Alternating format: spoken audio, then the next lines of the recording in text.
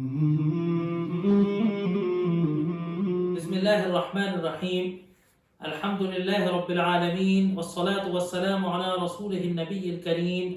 محمد وعلى آله وصحبه أجمعين ومن تبعهم بإحسان ودعا بدعوتهم إلى يوم الدين. أما بعد، فقال الله سبحانه وتعالى: فأعوذ بالله من الشيطان الرجيم، بسم الله الرحمن الرحيم. قل أعوذ برب الناس ملك الناس إله الناس من شر الوسواس الخناس الذي يوسوس في صدور الناس من الجنة والناس. صدق اللہ العظیم. محترم ناظرین، السلام علیکم ورحمۃ اللہ وبرکاتہ. گفتگو معوذتین کے تعلق سے، معوذتین کے مختصر تشریح و ترجمے کے تعلق سے ہو رہی ہے. معوذتین کے پس منظر کے تعلق سے، معوذتین کے فضائل کے تعلق سے، معوذتین کے تعوذ ہونے کے ذریعے اور مختلف امراض، مختلف نفس کے امراض ہیں، جیسے کہ سحر ہے، نظر ہے، حسد ہے، اور مختلف شرور و آفات سے اللہ تبارک و تعالیٰ کی حفاظت کرنے کا ذریعہ ہے، اللہ سے مدد مانگنے کا ذریعہ ہے، اللہ سے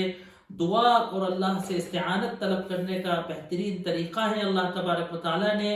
اپنے پیارے نبی سرور کائنات محمد صلی اللہ علیہ وآلہ وصحبہ وسلم کو یہ کلمات سکھائے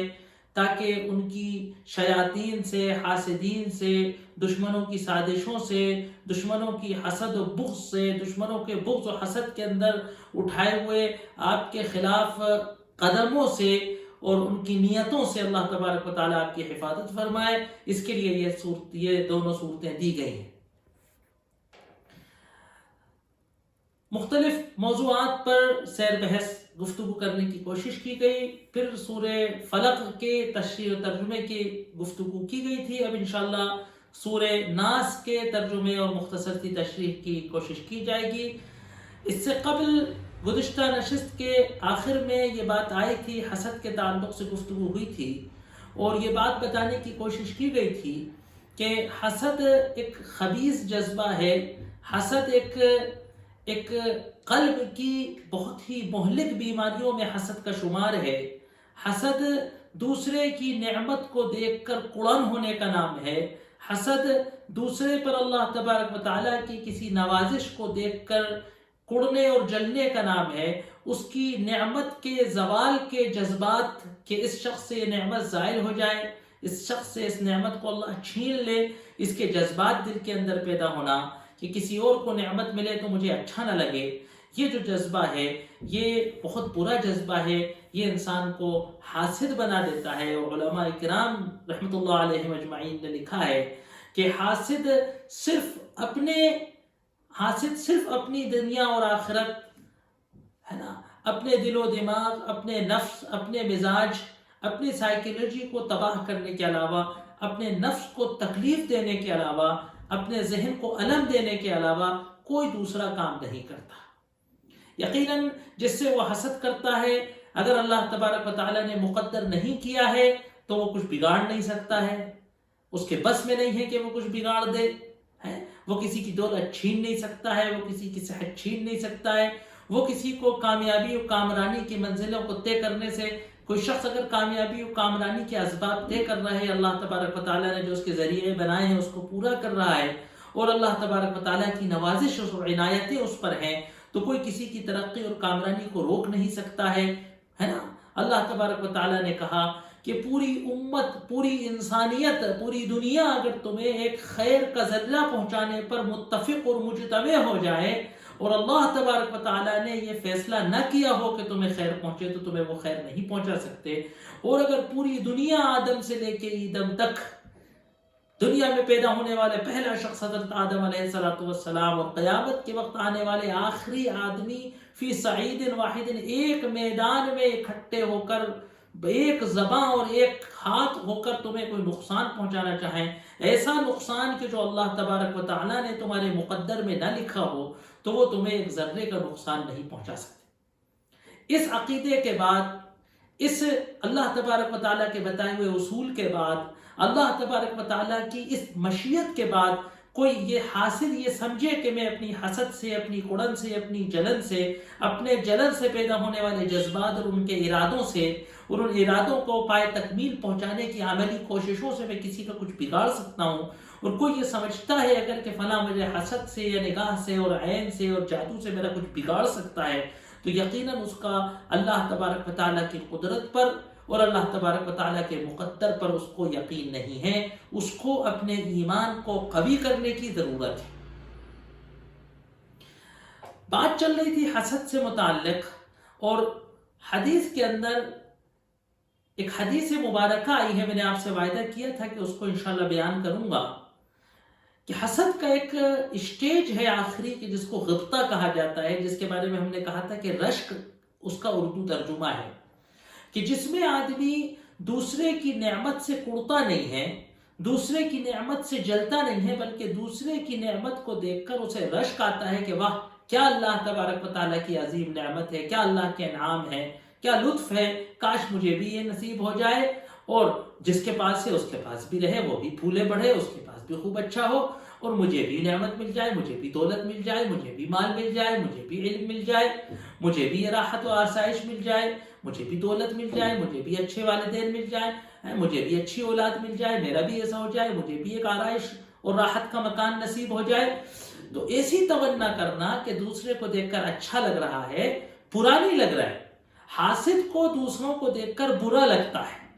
اور غبطے کے اندر رشک میں دوسروں کو دیکھ کر برا نہیں لگتا ہے، دوسرے کو دیکھ کے اچھا لگتا ہے کہ واہ واہ کیا اللہ کی نعمت ہے، کتنا عمدہ، کاش میرے پاس بھی ایسا ہو۔ اب جو اگلی حدیث ہے وہ اس غبطے کی نوعیت کو طے کرتی ہے۔ اللہ کے رسول صلی اللہ علیہ وسلم نے فرمایا کہ لا حسد الا فی اثنتین، حسد کی گنجائش نہیں، یعنی غبطے اور رشک کی اس تیسرے اسٹیج کی حسد کی کوئی گنجائش نہیں سوائے دو چیزوں کے۔ یعنی اب اللہ تبارک و تعالی اپنے نبی کے ذریعے ہمارا کیا مزاج بنا رہے ہیں اللہ کے رسول صلی اللہ علیہ وسلم، کہ یہ جو رشک ہے یہ کسی بات پر نہیں ہونا چاہیے، کسی دنیا کی چیز پر، اس دنیا فانی کی کسی چیز پر رشک ہونا یہ کوئی رشک نہیں ہے۔ یہ انسان کی ذہنیت پر دلالت کرتا ہے کہ وہ دنیا پہ مرتا ہے، دنیا پر مقدم کرتا ہے، دنیا پہ رال ٹپکاتا ہے، اور اصحاب دنیا کو دیکھ کر یہ رشک کرتا ہے کہ واہ کیا اللہ تبارک و تعالیٰ نے ان کو نعمت دی۔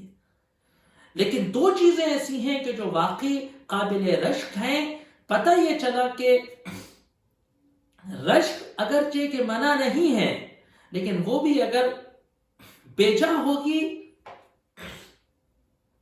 اس کا مقصد اور اس کا مصدر اگر دنیا ہے، اگر وہ دنیا کے لیے ہے، تو پھر انسان کو وہ برے ارادوں تک لے جائے گی، کیونکہ دنیا تنافس ہے، دنیا ہوڑ ہے نا، دنیا میں مزاج، اور آج کل جو بچے کو پڑھایا جاتا ہے، آج کل جو ایجوکیشن سسٹم ہے، جس میں بہت بڑی اچھی بات لگتی ہے اگر ایک نگاہ سے دیکھیں کہ سب کمپٹیشن ہے، پرسنٹیج لائیے، اچھے نمبر لائیے، اور بہترین سے بہترین جاب کے، ترقی کے، آگے بڑھنے کے، بزنس میں اپورچونٹیز کو حاصل کیجئے، دوڑ ہے نا، جس نے ہاتھ بڑھا کر اٹھا لیا مینا اسی کا ہے۔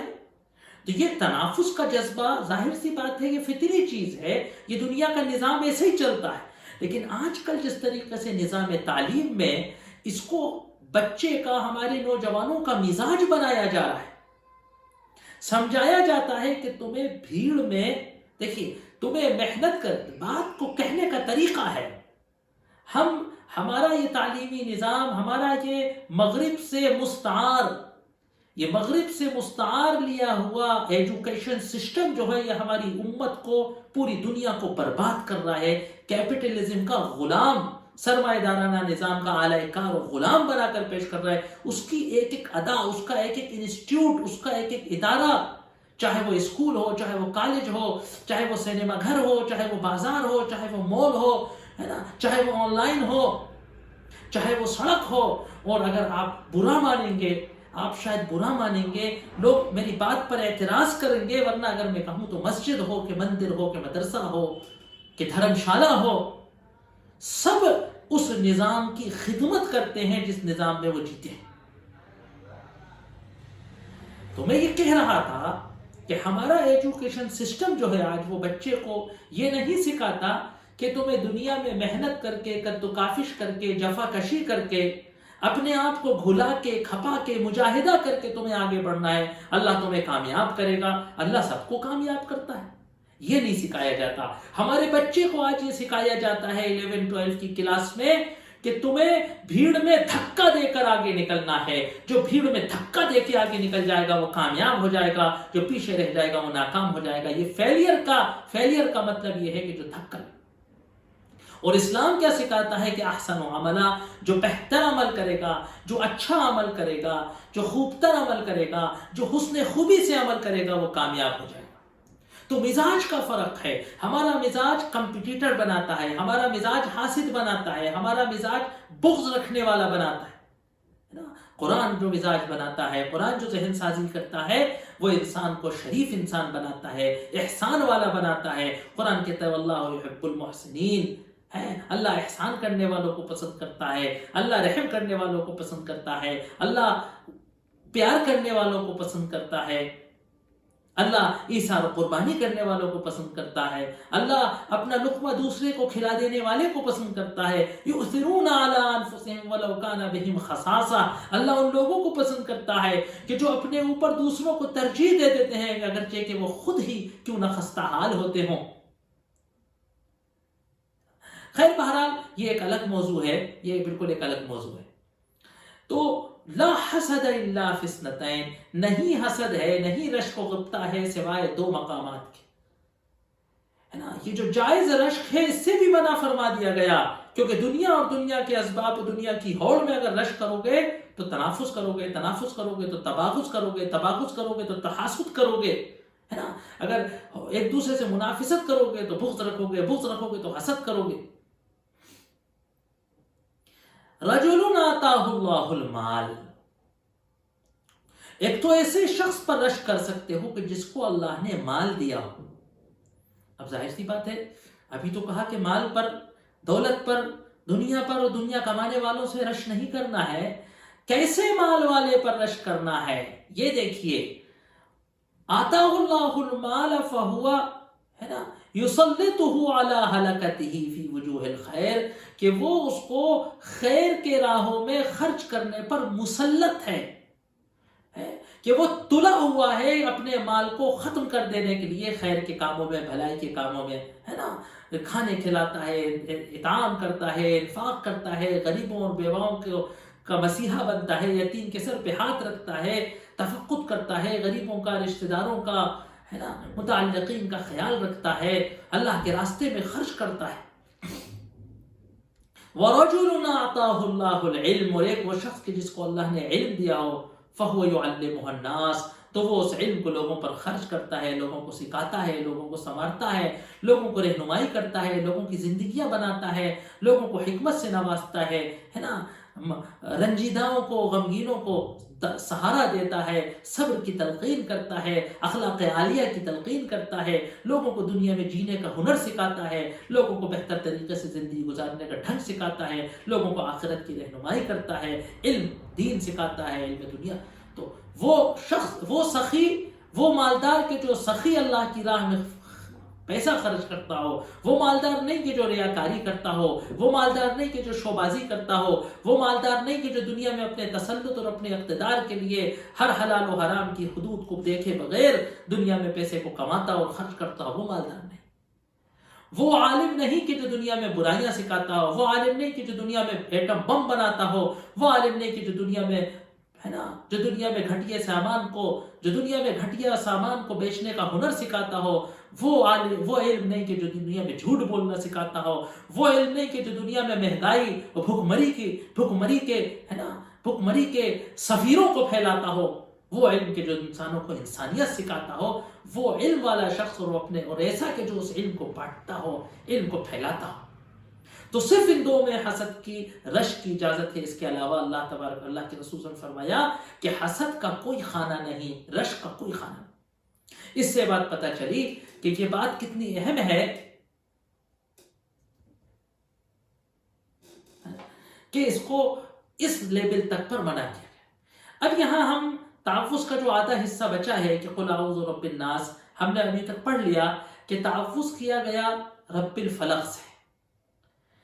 ہے نا، جس سے تعوذ کر رہے تھے اس کی ایک صفت بتائی کہ رب الفلق، کہ وہ پھاڑ کر جو ہے تخلیق کرتا ہے، وہ پناہ کا اسے مانگی من شر ما خلق، اس کی پیدا کردہ ہر چیز کی برائی سے، ہر چیز کی شر سے حفاظت مانگی۔ شر خیر کی ضد ہے، شر خیر کا اپوزٹ ہے۔ جب اللہ سے خیر طلب کیا، ربنا آتنا فی الدنیا حسنۃ وفی الآخرۃ حسنہ، خیر طلب کیا اور پناہ شر سے مانگی۔ اب کبھی یہ بھی ہو سکتا ہے کہ مال شر ہو سکتا ہے، کبھی ہمارے لیے دولت شر ہو سکتی ہے، کبھی ہمارے لیے عہدہ شر ہو سکتا ہے۔ ہم اللہ سے خوب دعا کرتے تھے، منتیں مانگتے تھے، نظریں مانگتے تھے، اللہ سے راتوں میں اٹھ کے اولاد مانگنے کے لیے گڑ گڑاتے تھے۔ ہمیں یہ نہیں معلوم تھا کہ ہو سکتا ہے کہ ہمارے مقدر میں اللہ تبارک و تعالیٰ نے ہمارے لیے اولاد شر رکھی تھی۔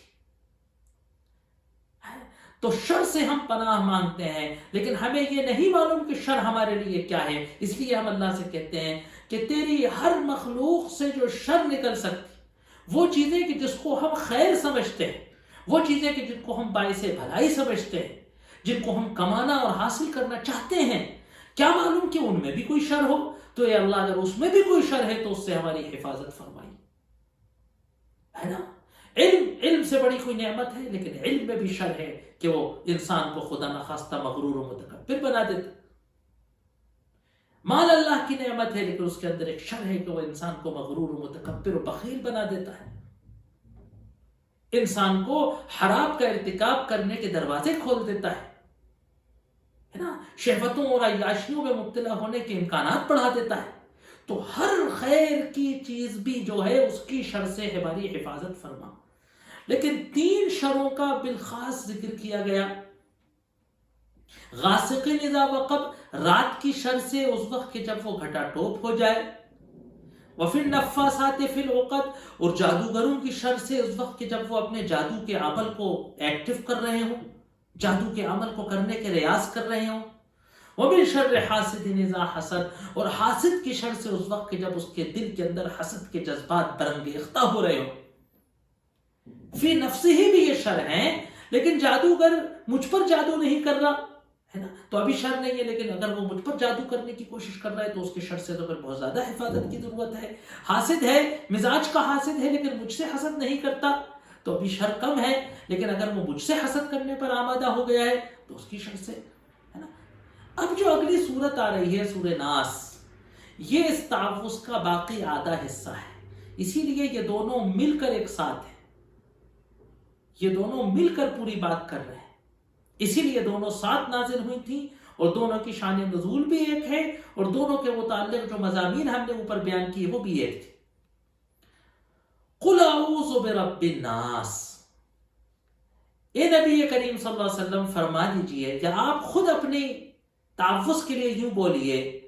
کہ اعوذ برب الناس، کہ میں تعوذ کرتا ہوں، میں پناہ مانگتا ہوں، میں سہارا لیتا ہوں رب الناس، لوگوں کے رب سے۔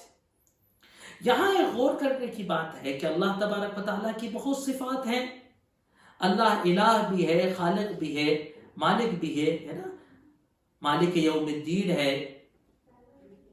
یہاں جو صفت بیان کی گئی تعوذ میں، چاہے وہ سورہ فلق کا آغاز ہو یا سورہ ناس کا آغاز ہو، یہاں اللہ کی صفت ربوبیت کو اجاگر کیا گیا، کیونکہ رب کیا ہے کہ جو پالتا ہے، پوستا ہے،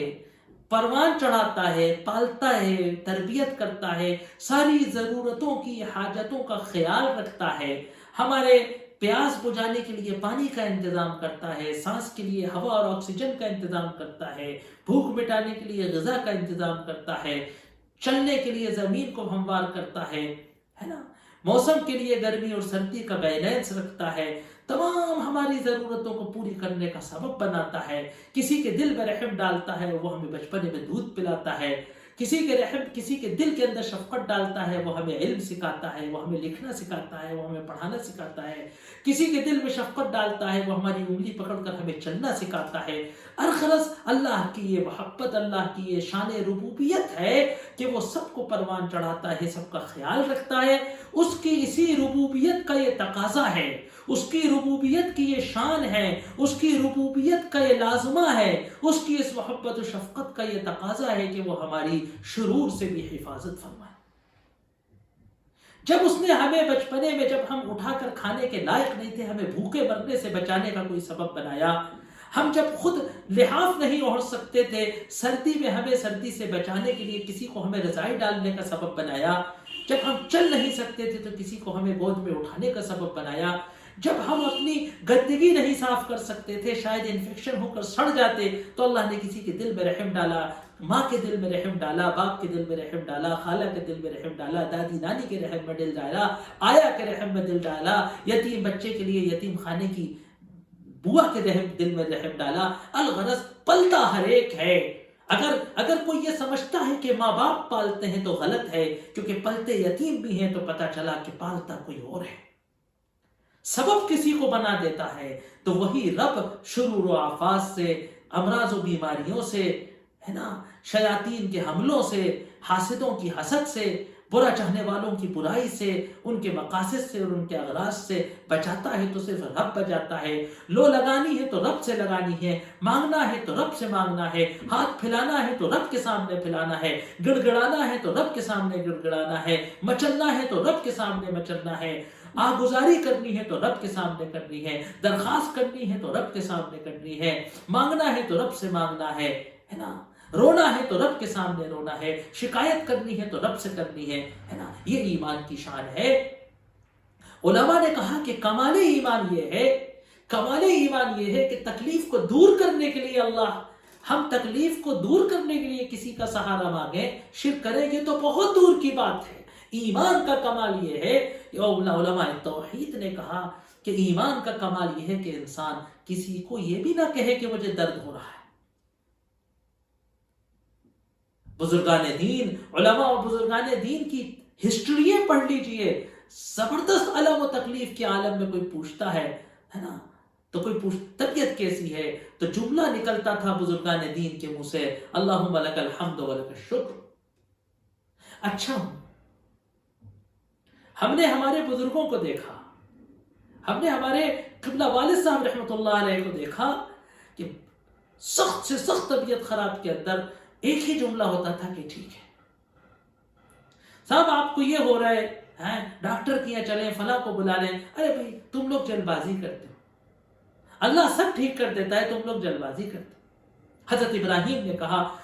علیہ الصلوۃ والسلام نے، قرآن نے بیان کیا، وَإِذَا مَرِضْتُ فَهُوَ يَشْفِينِ، جب میں بیمار ہوتا ہوں تو وہ مجھ کو شفا کر دیتا ہے. تو ربوبیت کا یہ تقاضا ہے کہ وہ ہمارا پالنہار ہے، ہماری حفاظت کرے گا، ہمارا خیال کرے گا. اب کن کا رب ہے؟ ناس کا رب ہے. وہاں اس کی ایک قدرت بتائی تھی کہ فلق، تخلیق، دنیا کی تمام چیزوں کو پیدا کرنے کا رب ہے، اور اندھیرے سے روشنی پیدا کرتا ہے. اس لیے شر سے بچانے کے لیے اس سے زیادہ بڑا قادر کوئی نہیں. اور یہاں کہا کہ وہ رب الناس، سارے انسانوں کا رب ہے،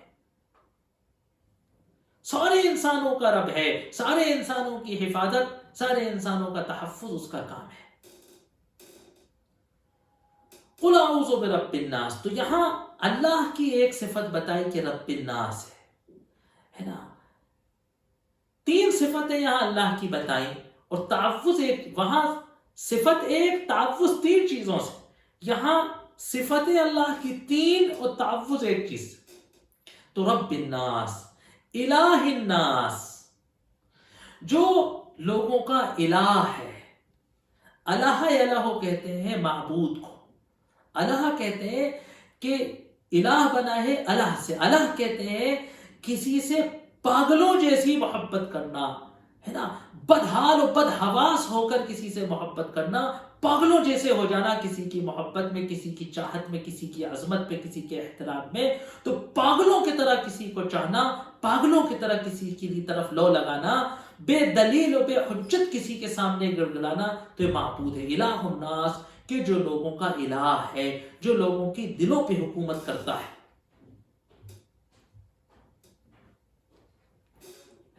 الہ الناس،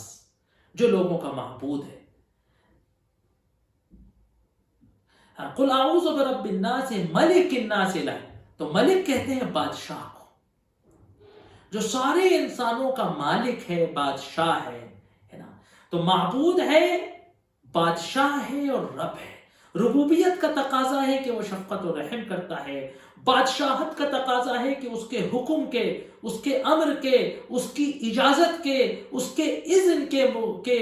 بغیر کوئی تنکا اس کی بادشاہت میں نہیں ہلتا. وما تسقط من ورقۃ الا يعلمها، کوئی پتا درخت کا نہیں ہے کہ گر جائے مگر یہ کہ اللہ کو اس کے گرنے کی خبر ہوتی ہے. وہ اللہ کی اجازت سے گرتا ہے. ایک پتا سوکھا ہوا پتجھڑ میں جو جھڑتا ہے، کھربوں ان گنت کھربوں اور کروڑوں ان گنت دنیا میں درخت، اور ان درختوں پر ان گنت پتے، وہ پتجھڑ میں دنیا بھر میں ان پتوں کا ہے نا اتنا گرنا کہ آپ اپنے صحن کی جب جھاڑو دیں تو پتے ہوں گے، ان میں سے ایک ایک پتا اللہ کی اجازت سے گرتا ہے اور اللہ کے علم میں رہتا ہے. اب آپ بتائیے کیا کوئی حاسد یا کوئی ساحر کسی گفا میں چھپ کر، رات کی تاریکی کے کسی کونے میں چھپ کر، اللہ کے حکم اور اللہ کی اجازت سے بغیر، اللہ کی سلطنت میں، اللہ کی مملکت میں، اللہ کی مملوک لوگوں کے اندر، اللہ کے عابدوں کے درمیان، اللہ کے مربی جن کا رب ہے، کیا ان کو کوئی نقصان پہنچا سکتا ہے کہ جو اللہ جن کا رب ہے؟ کیا ان کو کوئی نقصان پہنچا سکتا ہے کہ جو اللہ کی مملوک ہیں؟ کیا ان کو کوئی نقصان پہنچا سکتا ہے کہ جن کا الہ اللہ ہے؟ یہ تصور اگر آپ نے کر لیا تو آپ کو خود سمجھ آ جائے گا کہ مجھے کچھ کرنے کی ضرورت نہیں ہے. لوگ پوچھتے ہیں کہ صاحب جھاڑ سکتے ہیں کہ نہیں، بھوک سکتے ہیں کہ نہیں، کیا کر سکتے ہیں کہ نہیں. ان صورتوں کو سمجھ کر پڑھنے والوں کو اس چیز کی ضرورت ہی نہیں محسوس ہوتی، اور اگر ضرورت محسوس ہوتی ہے تو کہیں نہ کہیں ایمان میں خلل ہے، کہیں نہ کہیں ایمان کے بارے میں سوچنے کی ضرورت ہے. من الوسواس الخناس، کیسے پناہ مانگی جا رہی ہے؟ وسواس الخناس، یہ ہے اصل پناہ مانگنے کی چیز. خناس کے وسوسے سے. خناس کسے کہتے ہیں؟ خناس اصل میں عربی میں کہتے ہیں چپکے سے کچھ کر جانے والے کو، جس کو کوئی محسوس نہ کر سکے. بہت دھیرے سے کوئی آ کے آپ کے کان میں کچھ کہہ جائے، آس پاس بیٹھے لوگوں کو بھی نہ پتہ چلے، ہے نا. بہت دھیرے سے، آپ کو محسوس بھی نہ ہو، آپ کے دل و دماغ کے اندر کوئی بات پیوست کر جائے. اس طریقے سے کسی کے مائنڈ کو سیٹ کرنے کو، اس طریقے سے کسی کے برین واش کرنے کو خنس کہا جاتا ہے. احادیث میں آیا ہے کہ خناس ایک مخصوص شیطان کا نام ہے جو انسانوں کو وسوسہ دیتا ہے، جو انسانوں کو شر کی طرف بہکاتا ہے، جو ان کے دلوں کے اندر بدعقیدگی ڈالتا ہے، شک ڈالتا ہے. شیطان 3 طرح سے بہکاتا ہے. ایک تو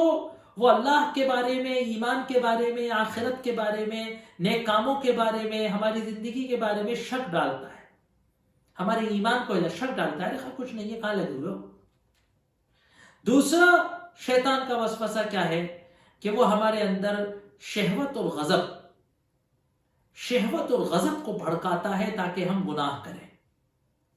ہے نا. تو یہ اس کے وسوسے کرنے کے طریقہ ہے نا. تیسرا کہ وہ ہمارے نفس کے اندر جو کمزوریاں ہیں، ہے نا، کسی کے مزاج میں ہلکی سی حسد پائی جاتی ہے، اگر وہ اللہ کا ذکر کرے گا، ریاضت کرے گا، اس بات کی کوشش کرے گا، کتاب و سنت کی روشنی میں اپنی تربیت کرے گا اور اس حسد کو ختم کر دے گا تو ختم ہو جائے گی. شیطان کو موقع مل گیا تو اس حسد کے جذبے کو ابھار دے گا. کسی کے اندر ذرا اچھا لگنے کا، ذرا میں کتنا شاندار، ذرا میرے بال، تو شیطان آ کر اس کے اندر غرور پیدا کر دیتا ہے. کسی کو اپنی بڑائی کا احساس ہو جاتا ہے کہ مجھے تو بڑا آتا ہے، میں تو اتنا ماہر، میں تو انجینئر، میں تو ڈاکٹر، میں تو عالم، میں تو مفتی، میں تو قاری، میں تو امام. آ کے وہ پھلا کر جو ہے تکبر کرا دیتا ہے. کسی کو مال سے ذرا زیادہ محبت ہے تو اس کے دل کے اندر آ کر اس کے دل کے اندر بخل کے جذبے کو زندہ کر دیتا ہے. کسی کے اندر بغض کے جذبے کو زندہ کر دیتا ہے. کسی کے اندر غصے کے جذبے کو زندہ کر دیتا ہے. کسی کے اندر جو ہے ذرا تلخ زبانی ہے، ذرا چٹ زبانی ہے تو اس کو بد کلامی کے اوپر آمادہ کر دیتا ہے. تو انسان کے نفس کے مزاج میں جو خامیاں اور خوبیاں ہوتی ہیں، جو اللہ تبارک و تعالیٰ نے ہمیں بطور امتحان دی ہے کہ ہم اپنی نفسانی خصوصیات کو سنوار کر متقی بنتے ہیں، یا ہم ان کو شیطان کے حوالے کر کے جو ہے کھنڈ، ہے نا، ہلاکت کے کھنڈ میں گر جاتے ہیں. تو من وسواس الخناس، خناس کے وسوسے سے حفاظت کر، الذی یوسوس فی صدور الناس، وہ خناس کہ جو لوگوں کے سینوں کے اندر وسوسہ ڈالتا ہے، صدور الناس انسانوں کے صدر کہتے ہیں سینے، من الجنت والناس، حفاظت کر ہماری اس وسواس کرنے والے خناسی شیاطین سے کہ جو من الجنہ جناتوں میں سے بھی ہے، والناس اور انسانوں میں سے بھی۔ بعض حضرات نے کہا کہ اس کا حفاظت ہے کہ وہ وسواس خناس کہ جو انسانوں اور جنوں دونوں کو بہکاتا ہے۔ تو گویا پتہ چلا کہ سارے اجنہ شیاطین نہیں، شیطان تو وہ ہیں کہ جو ابلیس کے کارندے ہیں، ان میں سے کچھ مومن ہیں کچھ کافر ہیں۔ تو جس طریقے سے یہ شیاطین انسانوں کو بہکاتے ہیں، اسی طریقے سے یہ شیاطین جنوں کو بہکاتے ہیں۔ جنوں میں سے کچھ ایمان والے ہوتے ہیں، کچھ نیک ہوتے ہیں، کچھ شریف النسل شریف الطبع ہوتے ہیں، مومن نہیں ہوتے لیکن پھر بھی شریف الطبع ہوتے ہیں، اور کچھ جو ہے کافر ہوتے ہیں، منکر ہوتے ہیں، کچھ خبیث ہوتے ہیں، یا کچھ فتین ٹائپ کے ہوتے ہیں، کچھ کو دوسروں کو پریشان کرنے میں مزہ آتا ہے نا۔ اور جو ابلیس کے گہوارے میں ہوتے ہیں، جن کا کام لوگوں کو بہکانا، وسوسہ ڈالنا، ان کو ایمان سے گمراہ کرنا، گناہوں پر مبتلا کرنا، اور اللہ تبارک و تعالیٰ کی معصیت کرنا، شرک و کفر کو بڑھانا ہے نا، ان لوگوں کو شرک و کفر پر آمادہ کرنا، اس طریقے سے ان کو ورغلانا، ان کو بہکانا، ان کو ڈرانا ہے نا، اس طریقے سے ان کو شرک تک لے جانا، اور ان کے جو ہے ان سے جرائم کا ارتکاب کرانا، یہ شیاطین ہوتے ہیں۔ تو شیاطین الانس والجن ہے نا، کہ کئی جگہ آیا ہے کہ یوحی بعضهم الی بعض، انسانوں اور جناتوں کے شیاطین ایک دوسرے کو وحی کرتے ہیں نا۔ تو پتہ چلا کہ شیطان انسانوں میں بھی ہوتے ہیں، اور ظاہر سی بات ہے آج ہم اس دنیا کی تاریخ کو اگر پڑھتے ہیں تو جو انسانی شیاطین نے جو دنیا میں کارنامے کیے ہیں، جو حق کی خون بہی کی ہے، جو اہل حق کو تہ دیخ کیا ہے، جو سچائی کا گلا گھوٹا ہے، جو باطل و گمراہی کی چکری چلائی ہے، جو ظلم و استبداد کی کہانیاں رقم کی ہیں، اگر ہم ان کو پڑھیں تو شاید شیاطین الجن بھی شرما جائیں ہے نا۔ شاید شیاطین الجن کے وسوسے کرنے کا اللہ تبارک و تعالیٰ نے کوئی حد رکھی، کوئی ان کے باؤنڈیشن رکھیں۔ ان عبادی لیس لک علیہم سلطان، اللہ کے نیک بندوں پر، اللہ کے ذکر کرنے والے بندوں پر، تلاوت کرنے والے بندوں پر شیاطین الجن کا کوئی اثر نہیں ہوتا۔ شیاطین ان کو قبضے بھی نہیں لے سکتے، لیکن شیاطین الانس کی جو شاید کوئی حدیں نہیں ہوتی، وہ دنیا میں ہے نا، وہ دنیا میں کیسا ننگا ناچ ناچتے ہیں، ظلم و استبداد کا، کفر و شرک کا، بے حیائی و بے ہے نا فحاشی اور عریانیت کا، کہ دیکھ کر شاید ابلیس بھی شرماتا ہوگا کہ کیسا میں نے ان کو بہکایا تھا کہ تو مجھ سے بھی آگے نکل رہے۔ تو اللہ تبارک و تعالیٰ ان دونوں صورتوں کو ہمیں سکھا رہے ہیں تاکہ ہم ان تمام شرور سے ہے نا، تین پہلے والی چیزیں صورت کے اندر فزیکل چیزیں تھیں، اس دنیا کی چیزیں تھیں ہے نا، ان سے حفاظت کی دعا مانگی گئی، اور بعد والی صورت کے اندر ہمارے ایمان و عقیدے کی، ہمارے ایمان کے تحفظ کی، کہ ہمیں شیاطین کے بہکاوے سے، ہمیں گمراہی سے حفاظت ہو، اس کی وجہ تو دنیا اور آخرت کی حفاظت کے لیے، دنیا اور آخرت کی کامیابی کے لیے، دنیا اور آخرت کی فلاح و بہبود کے لیے، وہ تمام اللہ تبارک و تعالیٰ کی مخلوقات کے شر سے بچنے کے لیے اللہ تبارک و تعالیٰ نے یہ دو صورتیں ہمیں دیں۔ اگر ہم احادیث مبارکہ پر غور کریں گے تو جتنے بھی کچھ تعوذات ملتے ہیں کہ اللہ کے رسول نے کہا کہ ایک صحابی نے کہا کہ صاحب یہ میں تعویذ کرتا ہوں، یہ میں جھاڑتا ہوں، میں یہ جھاڑتا ہوں، آپ نے کہا کوئی بات نہیں جھاڑ لو، تو علماء نے لکھا ہے کہ یہ تمام احادیث و روایات منسوخ ہیں ان دونوں آیتوں کی صورتوں کے بعد۔ اس کے بعد ہر تعوذ اور ہر رقیہ اور ہر جھاڑ پھونک جو ہے منسوخ ہو چکی ہے، اور بس صرف اجازت ہے اس کے جھاڑ پھونک کی، اس کو پڑھ کر پھونکنے کی، یا ایسی آیات کو، یا ایسی جو ہے احادیث ہے جو کس کو کہتے ہیں نا کہ ایسی معصور احادیث کے اندر جو صرف اوراد آئے ہیں کہ آپ نے ہے نا، اور ان کی حیثیت بھی دعا کی ہے۔ یاد رکھیے گا یہ دعا ہے، اگر سمجھ کر دل کی گہرائیوں اور دل کے جذبات سے اللہ پر توکل کرتے ہوئے، اللہ کو دینے والا مانتے ہوئے بطور دعا اللہ سے اگر درد دل سے نکلتا ہے تو قبول ہوگا۔ اگر اس کو جنتر سمجھ لیا، اگر اس کو جادو سمجھ لیا، اگر اس کو حضرت کی برکت سمجھ لیا تو یقیناً شرک خفی سے کم نہیں ہوگا، ہے نا۔ اللہ تبارک و تعالیٰ ان امور کو سمجھنے کی صحیح فہم عطا فرمائے اور صحیح اور حق کے طرف ہماری رہنمائی کرے۔ وآخر دعوانا ان الحمدللہ رب العالمین۔